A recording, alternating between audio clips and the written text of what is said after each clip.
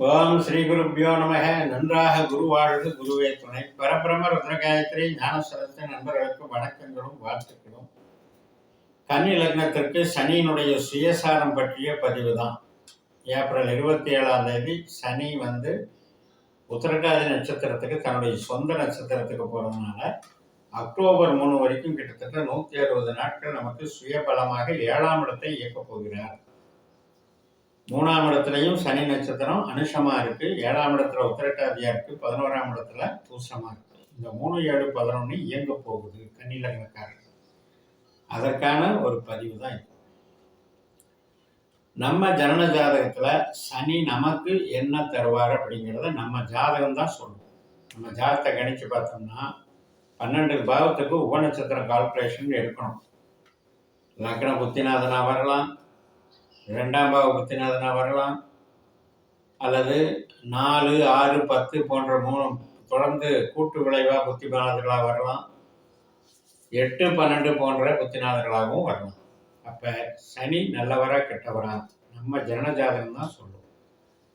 ஆனால் நட்சத்திரப்படி அவர் நல்லவர். எதுக்கு நல்லவர்? உறவுக்கு நல்லவர், அறிவுக்கு நல்லவர், கணவன் மனைவி உறவு, பார்ட்னர்ஷிப்பு, கஸ்டமர் ஓரியன்டேஷன், கான்ட்ராக்டு, ஒப்பந்தம், இடமாறுதல், படிப்பு மற்றும் சமூக நலத்துறையோட நம்ம சர்வீஸ் பண்ணுறது, பொதுஜன தொடர்பு, நண்பர்கள், இளைய சகோதரம் மற்றும் மூத்த சகோதரர், இத்தனை விஷயங்களும் சனி வச்சிருக்காரு பொதுவாக. ஆனால் நம்ம ஜனன ஜாதகத்தில் தான் கரெக்டாக என்ன பாவத்தை இயக்கிற அதிகாரின்னு தெரிய வரும் கணிச்சு பார்க்கும்போது. அதில் 8ஆம் பாவ 12ஆம் பாவ உபநட்சத்திரமாக சனி வந்திருந்தால் சனி கெட்டவர் அப்படி எடுத்துக்கோங்க. அந்த மாதிரி இருந்து தசாபுத்தி நடக்கும்போது சனி பாதிப்பார். சரி, இப்போ உங்களுக்கு வேற பாவங்கள் சனி எடுத்துக்கிட்டாரு. இப்போ 1ஆம் இடம், 3ஆம் இடம், 5ஆம் இடம், 7ஆம் இடம், 9ஆம் இடம், 11ஆம் இடம், இது மாதிரியான உறவு சார்ந்த பாவங்களை சனி உங்கள் ஜாதகத்தில் வச்சிருக்காருன்னா இந்த டைமில் சுபகாரியங்கள் நல்லா நடக்கும், கல்யாணம் உறுதியாகும். அதே நேரத்தில் கணவன் மனைவி உறவு பலப்படும், புத்திரபாக்கியம் ஏற்படும், சகோதர உறவுகள் எல்லாம் மேம்படும், பூர்வீக சம்பந்தப்பட்ட சந்தோஷமான நிகழ்ச்சிகள் நடக்கும், தெய்வ அனுகூலங்கள் கிடைக்கும், குழந்தைகளும் நல்லா படிப்பாங்க, ஆரோக்கியம் நல்லா இருக்கும். ஏதாவது நோய்வாய்ப்பட்டிருந்தா இப்போ ஃப்ரீ ஆகிடுவீங்க. அதே மாதிரி முதல்ல ஏதாவது வழக்குகள் நடந்துகிட்டு இருந்தால் இப்போ வழக்கில் இருந்து கிளியர் ஆகி வெளியே வந்துடுவீங்க. கடன் பிரச்சனைகளில் ஈடுபட்டிருந்தவர்களுக்கு, கடனால் பாதிக்கப்பட்டவர்களுக்கு இப்போ நிவாரணம் கிடைக்கும், பேங்க் சம்மந்தப்பட்ட உதவிகள் கிடைக்கும், கஸ்டமர் சம்மந்தப்பட்டதில் ரொம்ப சாட்டிஸ்ஃபேக்ஷனாக இருக்கும், புதிய நபர்கள் எல்லாம் கஸ்டமராக வருவாங்க. ஸோ இத்தனை நன்மைகளை சனி வச்சிருக்கார். இப்போ இதெல்லாம் நமக்கு சனி திசா புத்தி அந்தரங்கள் நடக்கும்போது இந்த 1, 3, 5, 7, 9, 11 பாவ தொடர்புகள் வச்சிருக்கிற சனி பண்ணும். இப்போ சனி நம்மளுக்கு 2ஆம் இடம், 6ஆம் இடம், 10ஆம் இடம் இந்த மாதிரியான கூட நமக்கு நம்ம ஜனஜாத்திர உபநட்சத்திரங்களாக வந்திருக்கலாம். அப்படி இருக்கிறவங்களுக்கு தொழில் நல்லா இருக்கும், பண வரவு நல்லா இருக்கும், சர்வீஸ் பண்ணுறதுக்கு பெனிஃபிட் இருக்கும், வெளிநாடு தொடர்புகள் ஏற்படும், வெளிநாடு சார்ந்த பணவரவுகள் உண்டாகும், ப்ரொமோஷன் கிடைக்கும், புதுசாக ஒரு ஃபீல்டு, புதுசாக ஒரு ஏரியா, அதில் சில நன்மைகள் கிடைக்கும். அப்போ குடும்ப ரீதியாகவும் அகம் சார்ந்தும் நல்லா இருக்கும், புறம் சார்ந்தும் தொழில் சார்ந்தும் நல்லா இருக்கும். இவ்வளவு விஷயத்த நாம் என்ன நினச்சிட்டு இருப்போம்? கண்டக சனின்னு நினச்சிட்டு இருக்கோம். 7ல் வந்துருச்சு என் லக்னத்துக்கு, அது கண்டக சனி, என் லக்னத்தை பார்க்குது, சனி கெட்ட கிரகம், அப்படியெல்லாம் எடுக்கவே கூடாது. நம்ம ஜனஜாதகத்தில் சனி என்ன வலிமை வாங்கியிருக்காருன்னு பார்த்துக்கிட்டு தான் நீங்கள் நல்லவரா கெட்டவரான்னு தீர்மானம் பண்ணணும்.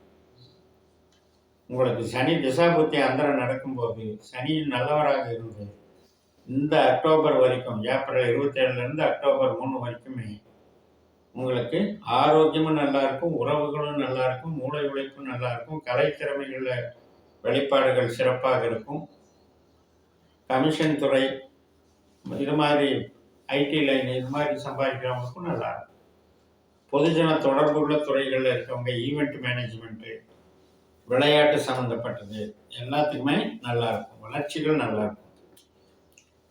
இந்த சனி அப்படின்றதுல நமக்கு வந்து கொஞ்சம் மந்தம்னு பேர், மெதுவா நடத்துறதுன்னு பேர். அந்த மெதுவா நடத்துறதுல தீர ஆலோசிச்சு நம்ம செய்வோம் அப்படிங்கிறத அது குறிக்குது. அதனால நமக்கு சனியினுடைய காரகத்துவத்துல இப்ப கணவன் மனைவி அப்படின்னு இருக்கும்போது நிறம்னு வரும்பொழுதும் அவங்களுடைய ஸ்டேட்டஸ்னு வரும்போதும் கொஞ்சம் கிரேடு குறைவா இருக்கும். அதே சனி சொந்த பலத்துல இருக்கும்போது வாழ்க்கை நல்லா இருக்கும்.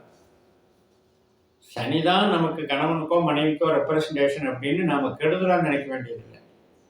நிதானமா சிந்திக்கிறவங்களா இருப்பாங்க, நிதானமா பழகிறவங்களா இருப்பாங்க. கொஞ்சம் வந்து முகத்தோற்றம் வந்து முதிர்ச்சியான தோற்றமா இருக்கிறவங்களா இருப்பாங்க. சனியினுடைய கேரக்டர் அப்படி பொறுத்து பார்த்துக்கலாம். ஆனால் வாழ்க்கை நல்லா இருக்கும். 7ஆம் பாவத்தை இயக்குவாரு, 3ஆம் பாவத்தை இயக்குவாரு, 11ஆம் பாவத்தை இயக்குவாரு. வாழ்க்கை சந்தோஷமா இருக்கும். அப்படிப்பட்ட ஒரு அமைப்பை நம்ம இப்போ பெறுகிறோம். இவ்வளவு நாள் 6ஆம் வீட்டில் இருந்தப்ப உறவுகள்லாம் கொஞ்சம் சிக்கல் இருந்தது. கஸ்டமர்கிட்ட எல்லாம் பிரச்சனை இருந்தது. பகை அதிகமாக இருந்தது. யாரை பார்த்தாலும் திருஷ்டி, பொறாமை, போட்டி. அதனால நமக்கு வந்து ஒரு தோல்வி பயம் இதெல்லாம் தேவையில்லாமல் இருந்தது. அதெல்லாம் இப்போ இருக்காது. அப்படியே போட்டிக்கு வந்தாலும் நம்ம ஒரு அரசியல் களத்தில் இருக்கோம், போட்டிக்கு வந்தாலும் இல்லை ஒரு தொழில் போட்டிக்கு வந்தாலும் நீங்கள் வந்து அதை எதிர்த்து நின்று ஜெயிக்கக்கூடிய ஆற்றல் உங்களுக்கு கிடைக்கும். இந்த சனியானவர் நமக்கு 8ஆம் பாவ 12ஆம் பாவ தொடர்பு இல்லாமல் இருக்கும். அதை மட்டும் பார்த்துக்கணும். சரி, இப்போ இந்த சனிக்குண்டான நட்சத்திரங்கள் நாட்களில் நம்ம சனி வழிபாடு, ஆஞ்சநேயர் வழிபாடு, முனீஸ்வரர் வழிபாடு, காவல் தெய்வங்களான கற்பனசாமி போன்ற வழிபாடுகள்லாம் பண்ணும்போது சனி வலுப்பெற்றவர்களுக்கு அது நல்ல பலன்களை கொடுக்கும். சனி 8ஆம் பாவ 12ஆம் பாவ உபநட்சத்திரமாக வந்திருந்தா இந்த வழிபாடுகளை செய்யாதீங்க, பிரயோஜனம். அப்போ நீங்கள் என்ன பண்ணணும்? 7ஆம் பாவத்துக்கும் உண்டான கிரகம் எதுவோ அந்த கிரகத்தினுடைய வழிபாடுகளை அந்தந்த நட்சத்திரங்களில் பண்ணணும். இப்போ பார்த்தீங்கன்னா ஒரு 5 புள்ளி எடுத்துக்கோங்க. கன்னி லக்னத்தில் உத்தரம் 3 பாதம் இருக்குது, 2, 3, 4 பாதங்கள் இருக்குது. அஸ்தம் 1, 2 பாதங்கள் இருக்குது. இந்த 5 புள்ளிகளுக்கு தான் இம்மீடியட்டாக சனி 7க்கு வந்ததுன்னு எடுத்துக்கணும். அஸ்தம் 3, 4 பாதங்களும் சித்திரை 1, 2 பாதங்களும் இந்த கடைசி 4 புள்ளிகளுக்கு 6லேயே இருக்கிறதா தான் அர்த்தம். 7 தொடலைன்னு அர்த்தம். அப்போ அவங்களுக்கு அக்டோபர் 3ஆம் தேதிக்கு பிறகு எப்போ ரேவதி நட்சத்திரத்தை தொடராரோ அப்போ தான் 7க்கு போகிறாருன்னு அர்த்தம். இது மாதிரி டெப்த்தான விஷயங்கள்லாம் நம்ம சிஸ்டத்தில் இருக்குது, நட்சத்திர சூத்திர முறைகளில் இருக்குது. இதையெல்லாம் நீங்கள் கணிச்சு பார்த்து அதுக்கப்புறம் கோச்சார பலன்களை டேலி பண்ணி பார்த்து திசாபுத்தியோட எந்த ஒரு கிரகத்தையும் இணைச்சு பார்த்து உங்களுக்கு உண்மையிலேயே எந்த கிரகம் நல்லது கெட்டதுன்னு தெரிஞ்சு பயன்படுத்தி வளம் பெறுங்கள் என்று சொல்லி நிறைவு செய்கிறேன். இந்த சேனலை சப்ஸ்கிரைப் பண்ணி ஷேர் பண்ணுங்கள். உங்கள் தனிப்பட்ட ஜாதக பலன்களை என்னுடைய வாட்ஸ்அப் நம்பரில் தொடர்பு கொண்டு பலன் பெறுங்கள். உங்களிடமிருந்து விடைபெறுகிறேன். உங்கள் ஜெயம். நன்றி, வணக்கம்.